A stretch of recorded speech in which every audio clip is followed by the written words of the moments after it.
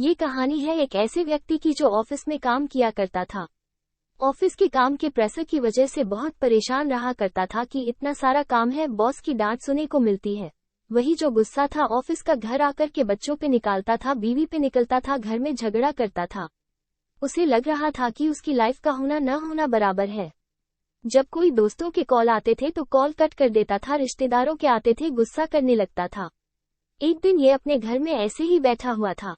उसका बच्चा इसके पास में आया और आकर के बोला कि पापा मेरी मदद कर दीजिए, मुझे होमवर्क करवा दीजिए। तो फिर इसने अपने बच्चे को डांट दिया, डांट करके भगा दिया कि जाओ यहाँ से, मैं होमवर्क करने के लिए बैठा हूँ यहाँ पे।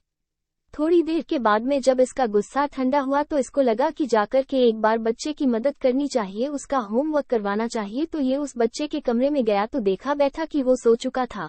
बच्चे ने होमवर्क की कॉपी उसने अपने सर पे रखी हुई थी, होमवर्क करते करते ही सो गया था। इसने कॉपी उठाया और इसको लगा कि इस कॉपी को नीचे रखा देते हैं ताकि बच्चा आराम से सो सके। लेकिन जैसे ही ये कॉपी नीचे रखने वाला था, इसने पढ़ा कि इसमें लिखा क्या हुआ है। इसको लगा कि एक बार पढ़ लेते हैं। बच्चा काम क्या कर रहा था ऐसा जिसमें इसको मदद चाहिए थी। तो जो होमवर्क था उसका शीर्षक था वो काम जो हमें शुरू में अच्छे नहीं लगते लेकिन बाद में धीरे धीरे अच्छे लगने लगते हैं। इस शीर्षक पे बच्चे को एक निबंध लिखना था। बच्चे ने एक पैराग्राफ लिख देता था तो इसने पढ़ना शुरू किया। बच्चे ने सबसे पहले लिखा था, thank you so much. Final exam का जो शुरू में हमें बुरे लगते लेकिन उनकी वजह से बाद में गर्मियों की छुट्टियां आ जाती हैं।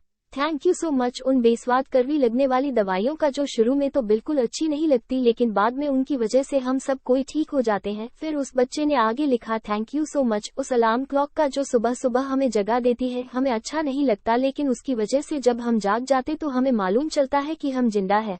थैंक यू सो मच ऊपर वाले का भगवान को। उस बच्चे ने धन्यवाद कहा कि आपकी वजह से मेरे पापा मेरी जिंदगी में आए। मेरे पापा शुरू में तो मुझे डांटते हैं, मुझे बिल्कुल अच्छा नहीं लगता लेकिन बाद में मुझे घूमने के लिए ले जाते हैं, अच्छा खाना खिलाते हैं, खिलौने दिलाते हैं। तो ऊपर वाले आपका धन्यवाद कि आपने मेरे पापा को मेरी लाइफ में भेजा, क्योंकि मेरे एक दोस्त तो पापा ही नहीं है।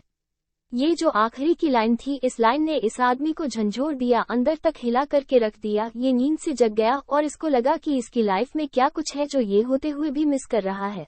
उस बच्चे के निबंध को कॉपी करते हुए ये बड़बड़ाने लगा, बोलने लगा है, ऊपर वाले थैंक यू सो मच, आपकी वजह से मेरे पास में घर है, कईयों के पास तो घर भी नहीं, क्या हुआ अगर मैं